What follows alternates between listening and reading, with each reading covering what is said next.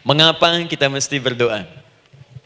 Kita buka dulu ibu sekalian, ya, yang di ruangan ini ataupun yang di bawah, semuanya insya Allah memiliki kemuliaan yang sama di hadapan Allah Subhanahu Wa Taala, sesuai dengan keikhlasannya, ya, sesuai dengan keikhlasannya. Karena hadisnya umum sifatnya. Man salaka tariqan yaltamisu fihi ilma, sahhalallahu lahu tariqan ilal jannah. Siapa yang menyiapkan dirinya menempuh perjalanan dan dia meniatkan ingin belajar pengetahuan agama walaupun sedikit, maka dia akan dapat balasan dari Allah, minimal setiap langkahnya akan dicatat meringankan langkah dia ke surga nantinya. Ya, dan di situ tidak disebutkan khusus bagi yang di dalam ruangan masjid. Lantai 2 lagi misalnya. Tidak. Ya, jadi yang di sekitaran, yang di depan semua berdasarkan niatnya, ya. Berdasarkan niat dan kuantitas amalannya. Di kuantitas itu tambah. Mungkin ustadz belum datang, ibu ada yang berzikir, ada yang baca Al-Qur'an, ada yang istighfar, itu yang nambah pahala, ya. Kalau yang pasang status, pasang kamera, itu saya nggak tahu. Ayo kita kembalikan sini. Pertama, Quran surah ke-7 ayat 172. Quran surah ke-7 Al-A'raf ayat 172. Kemudian setelah itu diperintahkan dalam Al-Quran surah ke-40 Ghafir ayat ke-60. Lalu kita praktekkan ini dalam keseharian kita. Saya beri contoh misalnya Quran surah ke-2 ayat ke yang paling banyak nih dibaca 201. Kadang-kadang misalnya Quran surah kedua ayat 286. Banyaklah. Quran surah ke-7 ayat 23 misalnya, dan seterusnya. Ini bagian pertama.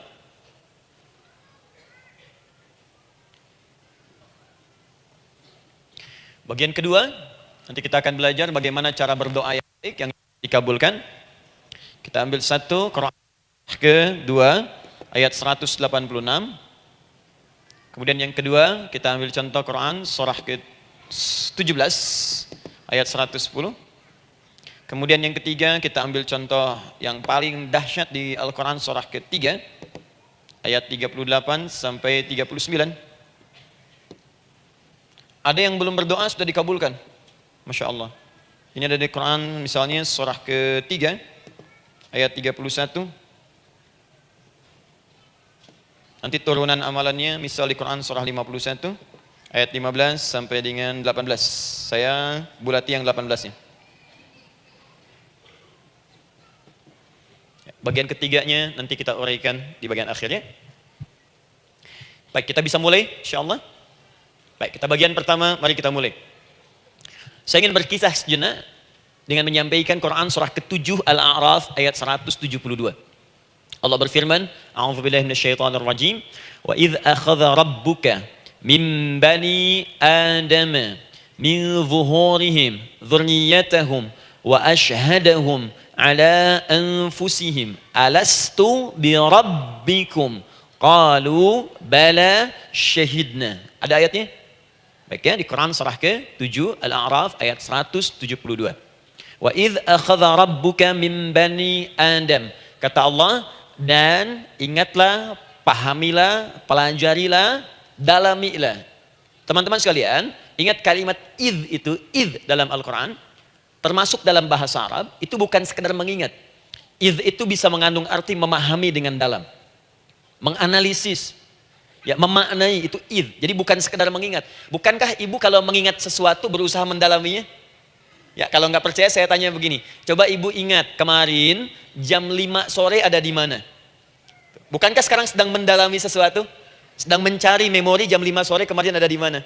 Setelah itu dihimpun jadi sesuatu lalu disampaikan dengan terstruktur, dengan rapi. Oh, kemarin saya ada di sini, di sini, di sini, mengerjakan ini, ini. Itu idz dalam bahasa Arab.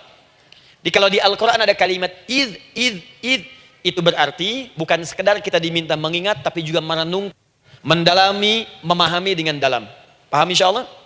Baik, sekarang perhatikan. Nanti kalau ibu baca Al-Quran, maksud saya, ibu bisa menerjemahkan sendiri dan memahami dengan baik. Ya, misal kalimat idz pertama dalam Al-Quran misal ditemukan di Quran surah kedua ayat 30. Wa idz qala rabbuka lil malaikati inni ja'ilun fil ardi khalifah. Idz akan ditemukan. Nah, sekarang ayat tentang korelasinya dengan doa, kita buka Quran surah ke-7 tadi ayat 172. Wa idz akhadha rabbuk, dan pahami ya kata Allah, renungkannya, maknai dengan dalam ketika Allah menyampaikan membuat komitmen dengan semua anak cucu Adam tanpa kecuali. Semuanya. Ingat kalau ditemukan kalimat Bani Adam. Bani Adam disebutkan 7 kali dalam Al-Quran. Ya. Berapa kali? 7 kali. Kalimat Bani Adam. Bani Adam. Ini menunjuk pada semua keturunan anak cucu Adam sampai selesai kehidupan. Ya, dari Nabi Adam alaihissalam, kemudian pasangannya Sayyidah Hawa alaihissalam, kemudian keduanya mulai berumah tangga, melahirkan keturunan. Diabadikan di Al-Quran surah keempat, ya, surah Ibu, ayat yang pertama. Ya ayyuhan nasu ttaqu rabbakumul ladzi khalaqakum min nafsin wahidah wa khalaqa minha zawjaha. Di situ kemudian ada Adam, zaujaha Hawa. Ya, wabatha minhuma rijalan katsiran wa nisaa. Dari situ turun keturunan laki-laki perempuan, laki-laki perempuan. Nanti menyebar, Bu, ya, menyebar. Ada yang ke Chicago, ada yang di Chicago, ada yang di Singaparna, ada yang di Singapura. Semua nyebar. Ya, di Sunda, dari Jawa sampai ke Sumatera, sampai Indonesia, sampai Nusantara, sampai Asia, Eropa, sedunia.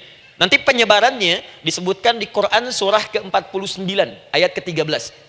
Ya ayyuhan nasu inna khalaqnakum min dzakarin wa untha. Hai manusia, semua saya ciptakan ada 2 jenis. Kalau bukan laki-laki itu pasti perempuan. Jadi tidak ada yang ketiga. Ingat ya?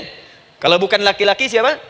Perempuan. Jadi tidak ada misalnya, maaf, laki-laki yang keperempuan-perempuanan yang gerakannya melambai, ya, kata-katanya terlampau lembut misal, dan tidak ada pula perempuan yang perkasa. Ya, terlampau kuat misalnya, melampaui batas-batas standarnya. Jadi kalau bukan laki-laki pasti perempuan. 2 saja. Jadi kalau misalnya masih ada yang bingung, tentukan dirinya, ya, dan lihat fitrahnya. Lihat fitrahnya. Baik, kemudian waja'alnakum syu'uban wa qabaila. Kami tempatkan kalian mungkin beda-beda tempat. Syu'ub, beda tempat. Ya, ada yang misalnya RT, RW, kecamatan, beda kampung, beda negara, sampai seluruh dunia. Wa qabail, satu tempat itu sukunya bisa beda. Coba Ibu lihat misalnya, ya, di daerah Sumatera saja ada berapa suku? Di Sunda paling banyak suku, gitu ya? Banyak sekali. Jadi bisa lain-lain, bisa beda-beda. Nah, lita'arafu, semua saling mengenal, silakan. Nah, ketika semua tadi ditempatkan di semua pelosok dunia, baik laki-laki, perempuan, dari anak keturunan Adam, itu semua anak keturunan Adamnya disebut dengan satu nama saja dalam Al-Quran, yaitu Bani Adam. Jadi kalau kita mau cari keturunan kita, sampai ke asal mula kita, dari kita sekarang itu semua akan tersambung kepada Adam alaihissalam. Puncaknya akan ke sini. Ya. Dan tidak akan nyasar kemana-mana, Bu. Ya. Ada sebagian manusia nasabnya tidak ingin ke Adam, inginnya bergeser, sehingga mengatakan manusia berasal dari monyet katanya. Ya. Ada yang berkata begitu. Ibu sampaikan saja kalau bapak dari monyet, silakan saja, jangan ngajak-ngajak saya, gitu ya. Nah, jadi semua manusia itu pasti akan kembali ke sini, ya, ke Adam alaihissalam. Karena itu saya pernah sampaikan termasuk di sini di hadapan ibu semua, masih ingat mukjizat pertama Rasulullah sallallahu alaihi wasallam saat lahir ke muka bumi. Ingat, Nabi itu sebelum dilantik menjadi rasul dalam usia 40 tahun, turun surah Al-Alaq, itu diberikan oleh Allah keistimewaan tanda-tanda kenabian. Apa di antara tandanya? Allah perjelas nasab keturunannya sampai Nabi Adam, padahal lahirnya itu ayahnya sudah wafat. Di lahir beliau, ayahnya wafat, tapi nasabnya diperjelas sampai Nabi Adam. Sehingga jelas, orang tidak bisa menyoal. Ini orang nggak jelas nih, ya. Kan suka ada begitu, Bu, ya. Tiba-tiba datang menerangkan sesuatu, siapa itu? Itu nggak jelas. Bahkan sekarang sering muncul statement, siapa sih Ustadz itu? Itu Ustadz nggak jelas. Ya. Nabi nggak bisa disoal, karena semuanya jelas. Nasabnya jelas, keturunannya jelas, kemuliaannya jelas, ilmunya jelas. Jadi kalau orang mau menyoal nggak punya peluang. Siapa kamu Muhammad? Saya jelas keturunannya. Muhammad SAW bin Abdullah, bin Abdul Muttalib, bin Hashim, bin Abdul Manaf, bin Qusay, bin Murrah, bin Kilab, bin Ka'ab, bin Ghalib, bin Fihir, bin Malik, bin Nadar, bin Kinana, bin Khuzaimah, bin Mudrika, bin Ilyas, bin Nizar, bin Mudar, bin Ma'ad, bin Adnan, bin Addi, bin Adri, bin Muqawwam, bin Nagur, bin Tarih, bin Ya'rub, bin Yasjub, bin Nabit, bin Ismail alaihissalam, bin Ibrahim alaihissalam, bin Azar atau bin Nakhur, bin Abir, bin Kinan, bin Arfakhshad, bin Sam, bin Nuh alaihissalam, bin Mihlail, Matushala, bin Kinan, bin Anwas, bin Tith, bin Adam alaihissalam. Coba ulangi. Jelas. Jelas, jadi orang nggak bisa nyoal, itu mukjizat ya. Keistimewaan pertama sebelum Allah kemudian angkat menjadi nabi dan rasul di usia 40 tahun. Jadi kalau ibu ditanya, kamu jelas nggak? Jelas. Apa binnya? Bin Bani Adam. Itu bocoran dari Al-Quran. Ya, kalau ditanya keturunan siapa kamu? Adam. Tahu dari mana? Allah yang nyampaikan langsung. Apa kata Allah? Bani Adam. Jelas ya? Baik. Jadi ini kembali kepada Adam alaihissalam. Nah, semua anak cucu Adam yang saya garis bawahi, sejak mulai terlahir itu sudah ada komitmen dari Allah dengan anak cucu Adam ini sebelum terlahir ke dunia. Sejak dalam kandungan. Jadi kalau ibu belajar hadis, misal dulu saya pernah amanahkan kalau ibu mau belajar dasar-dasar, cari kitabnya Imam An-Nawawi yang Al-Arba'in An-Nawawiyah, 42 hadis. Hadis keempat, ya paling kiri sebelah atas di kitabnya. Dari Abdullah bin Mas'ud radhiyallahu taala anhu, ya. Qala Nabi sallallahu alaihi wasallam bahwa shadiqul masduq. Nabi SAW pernah menyampaikan sedangkan beliau orang benar dan dibenarkan. Kapan perjanjian ini dibuat? Dalam usia kandungan 4 bulan. Dalam kandungan. Inna ahadakum yujma'u fi batni ummihi. Setiap kalian yang akan terlahir dari anak cucu Adam. Kecuali Adam, Bu ya. Ingat, kecuali Adam, kecuali Hawa. Karena ini asal mula manusia keduanya. Tapi keturunan Adam dan Hawa akan mengalami proses yang sama. Dikandung dulu ibundanya, kemudian terlahir. Adam tidak dikandung, ingat, Adam tidak ada bapak, Adam tidak ada ibu. Langsung diciptakan wujudnya oleh Allah Subhanahu wa taala dari bahan dasar yang sama dengan manusia. Ya, karena itu saya pernah ditanya, pernah berdialog, ya. Ustaz, ini spesial Nabi Isa ini. Ya, spesial, Yesus Al-Masih Nabi Isa spesial. Karena itu diangkat sebagai Tuhan. Apa yang spesial? Kata beliau, karena ini bisa menghidupkan yang mati. Yang kedua, ini lahirnya beda dengan orang biasa. Bagaimana lahirnya? Tanpa bapak. Ibu saja tanpa bapak. Mana ada manusia yang lain seperti ini? Saya bilang, Adam lebih spesial lagi. Lahir tanpa ibu, tanpa bapak. Kenapa nggak jadi Tuhan? Tapi kan Adam nggak bisa menghidupkan yang mati. Dengan izin Allah, maaf, Nabi Ibrahim lebih canggih lagi. Buka Quran surah kedua, ayat 260. Paling kiri sebelah atas. Wa idh qala Ibrahim rabbi arini kaifa tuhyil mauta qala awalam tu'min qala bala walakin inna qalbi. Ketika Ibrahim bermohon kepada Rabbnya, ya Allah, tolong tunjukkan kepadaku bagaimana cara menghidupkan yang mati. Kata Allah, kamu masih nggak yakin? Kata Ibrahim, saya yakin-yakinnya, cuma supaya hati saya tenang membuktikan kepada yang lain tentang kuasamu. Kata Allah, gampang. Lalu Allah berikan kemudian satu ketentuan sama persis dengan Nabi Isa, cuman prosesnya lebih canggih. Kalau Nabi Isa tepuk mayatnya, bangun, bicara.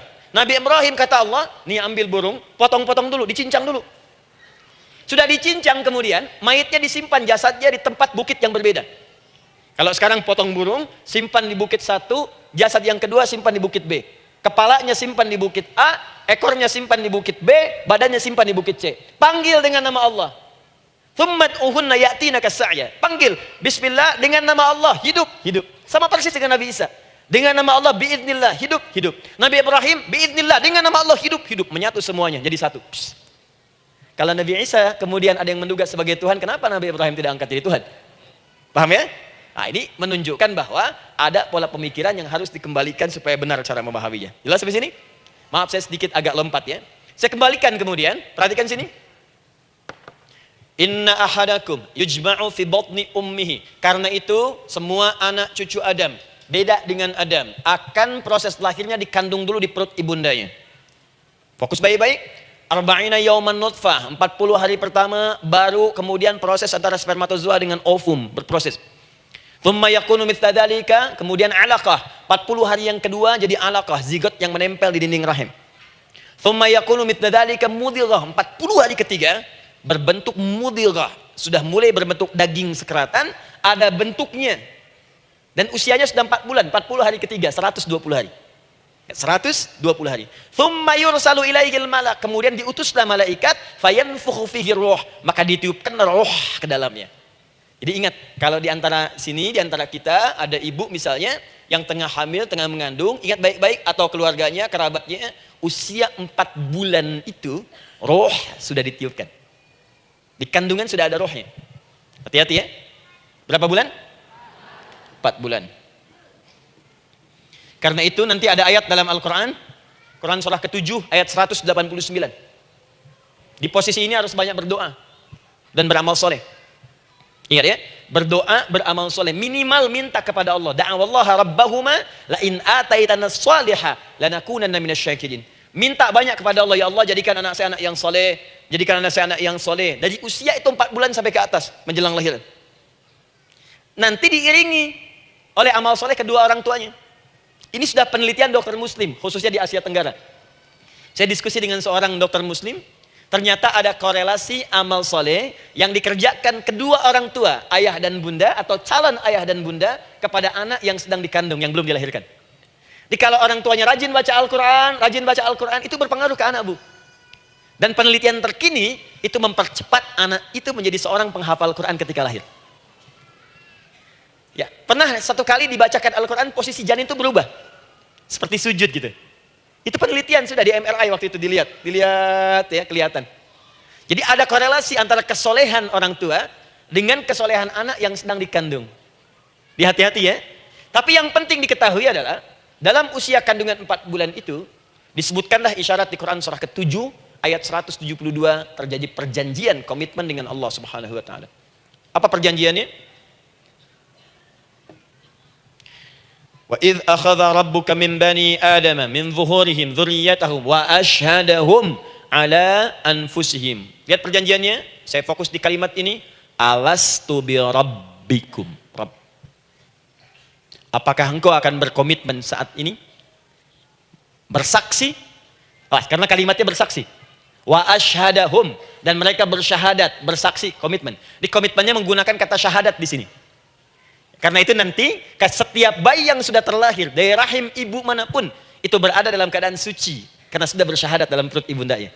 Masih ingat hadis ini? Kullu mauludin yuladu 'alal fitrah. Setiap yang terlahir dari rahim perempuan manapun itu membawa fitrah.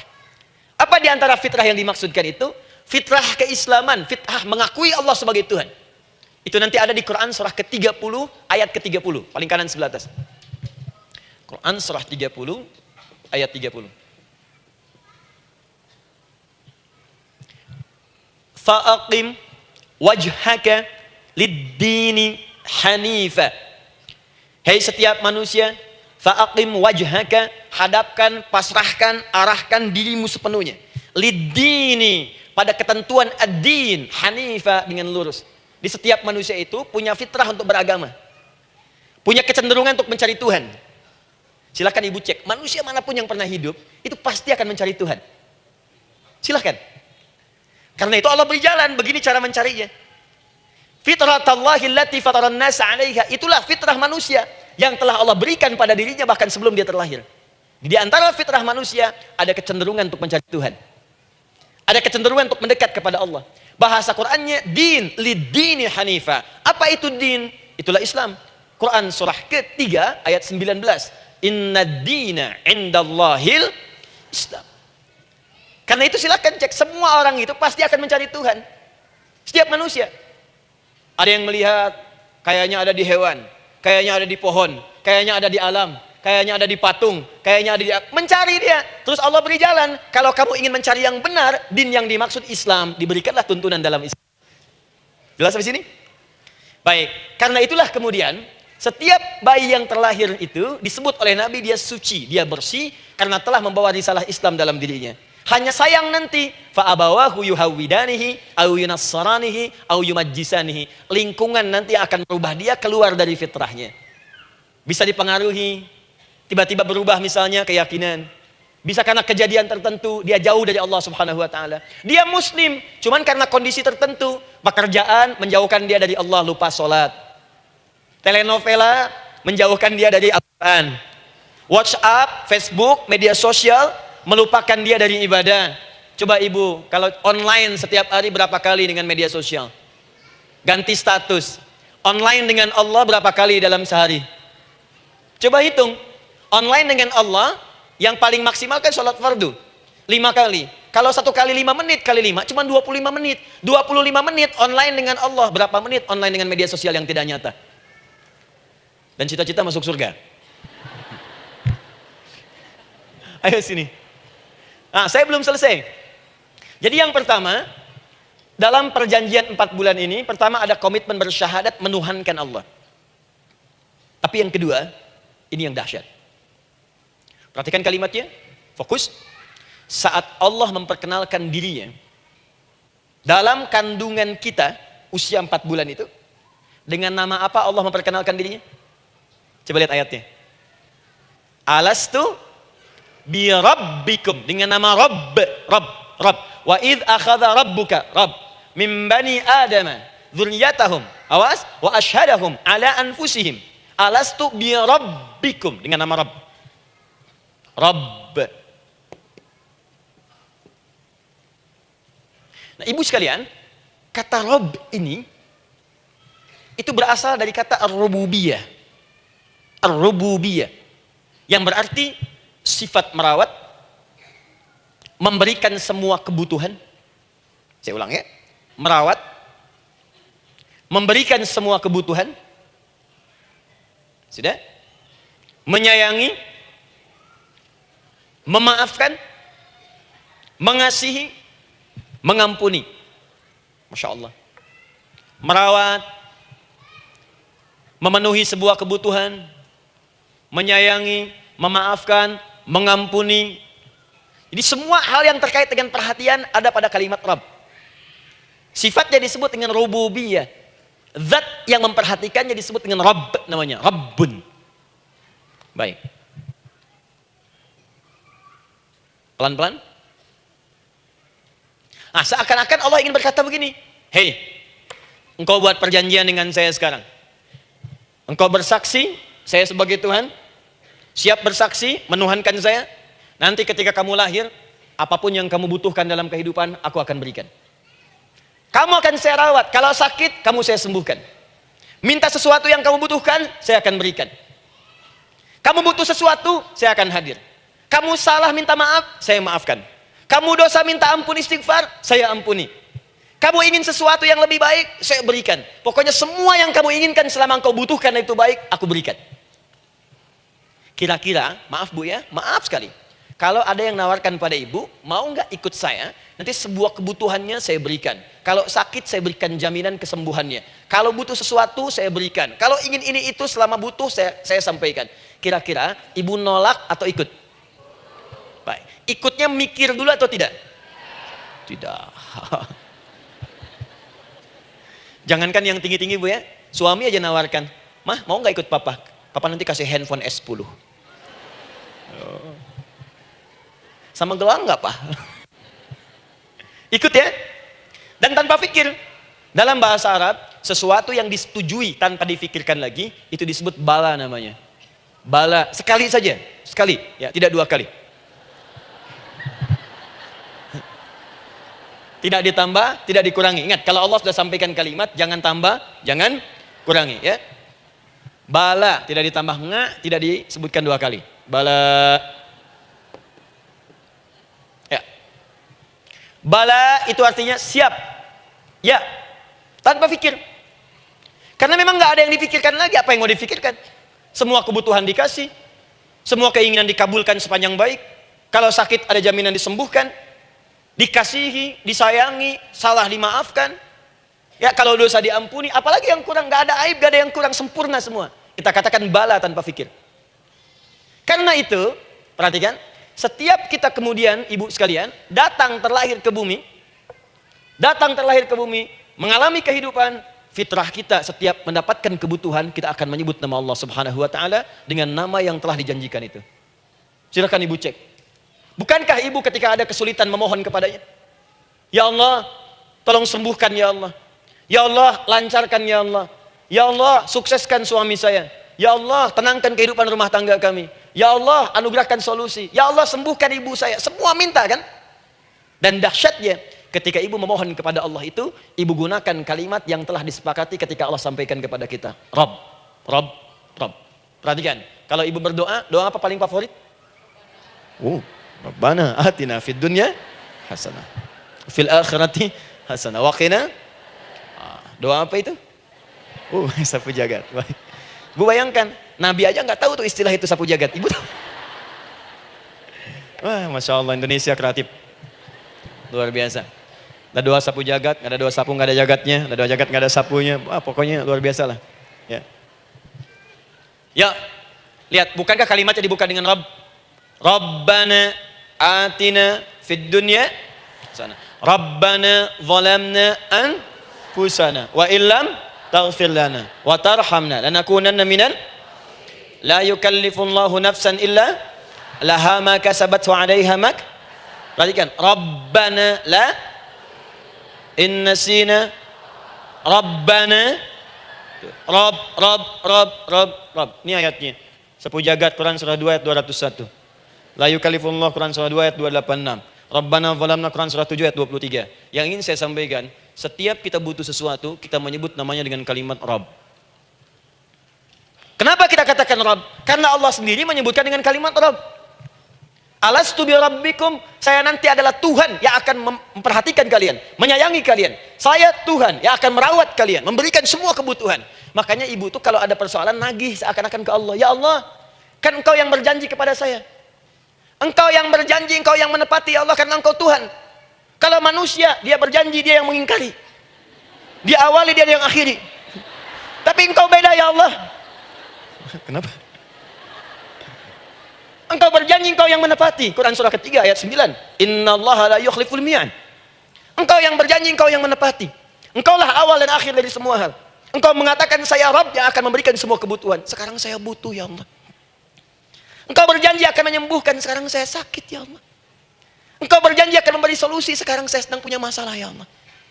Engkau berjanji akan memberikan kesuksesan, sekarang saya sedang menapaki itu ya Allah. Makanya ibu sebutkan kalimat Rabb, Rabb, Rabb, Rabb. Jadi sesungguhnya doa itu adalah fitrah dari setiap manusia karena mulai dibangun komitmen sebelum dia dilahirkan ke muka bumi. Jadi kalau kita bicara tentang doa, doa itu fitrah kehidupan bagi setiap manusia. Hidup. Sekaligus penanda komitmen yang membedakan antara Khalik dengan makhluk. Hamba dengan Allah. Manusia dengan Tuhan. Kan Allah katakan, saya Rabb ya, saya yang ngasih, saya yang Tuhan. Berarti kita yang makhluk kan? Kita yang butuh kan? Allah yang memberi, kita yang butuh. Untuk membedakan mana yang butuh, mana yang ngasih, maka pembedanya adalah doa. Jadi kalau ada manusia yang nggak pernah doa selama hidup, itu tandanya ada yang salah dengan kehidupannya. Karena seakan-akan dia nggak butuh Tuhan. Sebab perbedaan manusia dengan Tuhan itu sebelum lahir, salah satunya ditunjukkan dengan sifat butuh kita kepada Allah. Makanya sekaya-kayanya orang, itu pasti berdoa. Manusia paling kaya di muka bumi pun, kalau besoknya mau ada pekerjaan atau proyek, dia berdoa dulu tuh. Ya Tuhan, tolong lancarkan proyek ini. Butuh. Pejabat setinggi-tingginya, kalau sudah mau mulai kemudian ada pemilihan, kalau mulai ada kebijakan, kalau mulai ada apapun berdoa juga. Itu tandanya butuh. Butuh. Di setiap manusia itu pasti butuh dengan Allah. Karena itu kalau ada manusia yang nggak pernah berdoa selama hidupnya, itu langsung mendapatkan kecaman dari Allah dan dijamin akan masuk neraka yang paling dalam. Karena seakan-akan dia sedang nggak butuh dengan Allah. Saya ulang ya, saya ulang. Doa itu fitrah hidup manusia yang sekaligus menunjukkan statusnya sebagai hamba.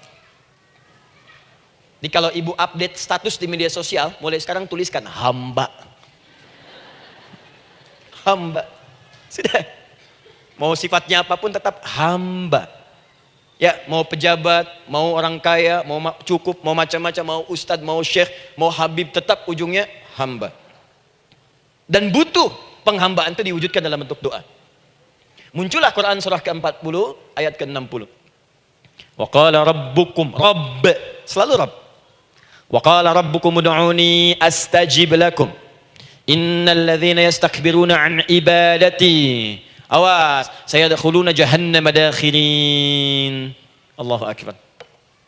Dan Rabbmu berfirman, mengingatkan kembali kepada kalian semua, hei hamba-hambanya.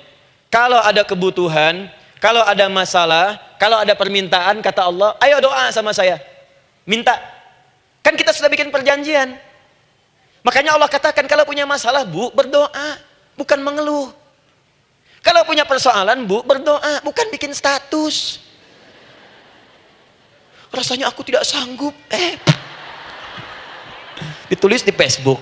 Apain? Terus kalimat Allahnya pun jelas. Minta kepadaku, bukan mengeluhkannya. Paham ya? Jadi ini kaidah hidup yang pertama. Sebetulnya sederhana, cuma jarang digunakan gitu. Sederhana, cuman jarang dipakai. Kata Allah kan, kamu doa itu, saya kasih ketenangan. Jadi Bu, gini, doa itu manfaatnya, walaupun solusi belum datang, tapi hati tenang. Tenang. Jadi kalau mau curhat-curhat sama Allah, sampaikan, minta, mohon, berikan. Minimal tenang. Saya kasih rahasia ya. Ini di antara kita saja nih. Lihat sini. Baik, buka Quran surah 7 ayat 205. Quran surah 7 ayat 205. Doa itu disebut zikir di ayat itu. Jadi kalau ibu sedang berdoa, itu sedang berzikir. Wadhkur rabbaka fi nafsika tadarruan wa khifatan wa dunal jahri minal qaul. Ada ayatnya? Oke. Pakai Rabb lagi kan? Wadhkur rabbaka. Kalau engkau punya masalah, kata Allah, sekecil apapun. Di rumah tangga kah, di kantor kah, kehidupan sosial kah. Kata Allah, ayah sebut, minta kepada Allah. Berdoa. Doa disebut dengan zikir. Zikir itu semua kegiatan yang membuat kita ingat Allah. Zikir. Baca Quran, zikir. Dalilnya Quran surah ke-15 ayat 9. Inna nahnu nazzalna dzikra. Kami turunkan Al-Quran sebagai zikir. Menghafal Quran, zikir. Quran surah 54 ayat 17, ayat 22, ayat 32, ayat 40. Walaqad yassarnal Qur'ana lidzikri. Kami akan mudahkan Al-Quran untuk diingat, dihafalkan. Zikir, sebagai zikir kepada Allah. Ibu selepas sholat, baca subhanallah, alhamdulillah, Allahu Akbar, zikir. Quran surah keempat, ayat 103. فَإِذَا قَضَيْتُمُ الصَّلَاةَ فَاذْكُرُوا اللَّهَ. Maka jika anda telah tuntas mengerjakan sholat, segera berzikir kepada Allah. Sholat sendiri, zikir. Quran surah ke-20, ayat ke-14. Innani anallahu la ilaha illa ana fa'budni wa aqimis salata lidzikri. Saya Allah, kata Allah. Tidak ada Tuhan selain saya. Sembah saya. Bagaimana menyembah Allah? Tunaikan sholat sebagai zikir kepada Allah. Zikir. Di zikir, semua amalan yang mendekatkan kita dengan Allah. Doa, itu satu dari bagian zikir. Tapi tahukah ibu fungsi zikir yang paling utama itu apa? Quran surah 13 ayat ke-28. Ala bidzikrillahi tatmainnul qulub. Yakinkan pada dirimu, kalau zikirmu benar kepada Allah, maka dia akan berdampak kepada hati menjadi lebih tenang. Zikir itu, manfaat pertamanya, membuat hati tenang, Bu. Tadi saya contohkan. Baca Al-Quran, zikir kan? Jadi kalau ibu sedang tidak tenang, sedang gelisah, ada masalah, daripada mengeluh sana sini, wudu, Bu, wudu. Ambil mushaf. Baca. Saat baca itu, mungkin solusi belum datang, tapi hati itu lebih tenang. Kaitan dengan bahasan kita, doa, minta. Doa. Jadi kalau orang punya masalah itu, kalau berdoa, walaupun solusinya belum datang, walaupun kemudian jawabannya belum tiba, minimal hati ibu itu tenang. Ini dia. Kan surah 13 ayat 28. Rumus ini pakai. Gunakan dalam hidup. Karena yang tahu kehidupan kita itu Allah yang menciptakan kita. Yang tahu pesawat, yang bikin pesawat. Yang tahu handphone, yang bikin handphone. Yang tahu mikrofon, yang bikin mic-nya. Yang tahu kita, yang menciptakan kita. Ikutilah petunjuk Allah yang menciptakan kita, maka akan langsung terasa manfaatnya. Ibu tidak percaya, silahkan lakukan. Rasakan bedanya, bedakan rasanya, dan pasti akan terasa bedanya. Akan lain. Tuh. Doa. Tapi ingat, yang paling penting kata Allah, doa itu bukan sekedar penting permohonannya, tapi menunjukkan status kita sebagai hamba di hadapan Allah Subhanahu wa taala. Jadi kalau ada orang selama hidup tidak pernah berdoa, artinya dia mengingkari statusnya sebagai hamba di hadapan Allah Subhanahu wa taala. Mau menyejajarkan diri dengan Tuhan. Kan yang tidak pernah meminta itu Tuhan. Allah yang memberikan. Kalau manusia beda, pasti minta. Artinya kalau ada manusia nggak pernah minta, seakan-akan bahasa halusnya, kamu ini ngaku jadi Tuhan. Saya tempatkan kau di neraka jahanam yang paling bawah. Jahanam itu, Bu, belum masuk saja sudah terasa. Terasa. Buka ibu Quran surah misalnya ke-40 Ghafir tuh. Ya, ayat 45 sampai dengan 47-nya. Sebelumnya lagi lihat Quran surah ke-8 ayat ke-50. Itu penghuni neraka, Bu, yang bukan jahanam saja. Penghuni neraka itu kalau mau meninggal itu dipukulin dulu malaikat. Depan belakangnya. Ayo, kamu keluar. Lama amat keluarnya rohnya katanya. Takut karena nggak punya bekal. Kan maaf ya, kaidah mengatakan orang nggak punya bekal itu takut pulang, apalagi orang merasa salah. Anak ibu berbuat kesalahan, mau pulang takut kan? Takut. Jadi kalau ada anak takut pulang, salah dia. Salah. Kemana anak nggak pulang-pulang? Pasti ada yang salah karena nggak berani pulang. Jangankan salah, nggak punya bekal saja, malu pulang. Lihat ibu waktu Ramadan usai, mau mudik, Idul Fitri. Kan pada mudik kan?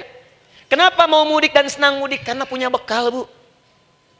Dikumpul-kumpulkan terus selama 11 bulan. Untuk 1 bulan saja. Itu pun paling berapa hari.